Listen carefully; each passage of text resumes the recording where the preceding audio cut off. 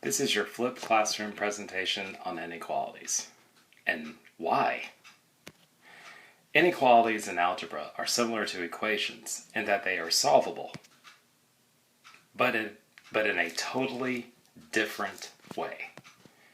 Instead of just having one solution like in an equation, you have instead a range of solutions, or a range of answers, depending on how you want to say it. So why do they even exist? You think of inequalities a lot, but not in using this vocabulary. Example: a parent gives you $10 to pick up 2 items. He says you can keep the change. You think, hey, that's awesome. One item is a gallon of milk. This costs $3.59. You also need a box of taco shells. They are about $1.99. You know you get to keep about $4 and change based on this situation. But these prices are at a store you drive to. You're 12. You have to ride your bike to a store where prices are higher, but you don't know by how much. And you want to keep at least $3 after doing the errand because you're saving up for something special. You say to yourself, this stuff has to be under $7. That is the inequality. Now let's use algebra vocabulary. Let x be the sum of the 2 items, which is no more than $7. Don't think of it as 2x. Just think of it as x because you're referring to it as the amount total that you need to spend. In inequality land, this is shown as x is less than or equal to 7.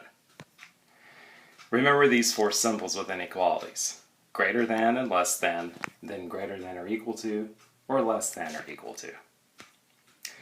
In the example, x is less than or equal to 7. All numbers less than 7, including 7, will work. You can show your answer like this on a number line. 7 is less than or equal to, x is less than or equal to 7. On the number line, filled in circles represents less than or equal to and greater than or equal to. Empty circles only show the less than and greater than. Y greater than 3 looks like this. See the empty circle above 3 with the arrow going to the right? The arrow matches the symbol direction, and the empty 3 signifies that it was a greater than symbol. In the example underneath it, k is less than or equal to -5. A full circle is drawn over -5 with the arrow going to the left. Now try these examples. Number 1 is z greater than 2. Number 2 is c greater than or equal to 5. 3 is g is less than or equal to -2. 4 is m is less than 1. 5 is a is greater than or equal to 3. 6 is w is less than or equal to 6. Pause this recording, draw them out on graph paper, and then play to see what the answers are.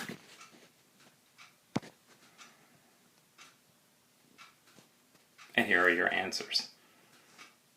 Notice the differences between the full circles and the empty circles. See me with any questions in class. Thanks.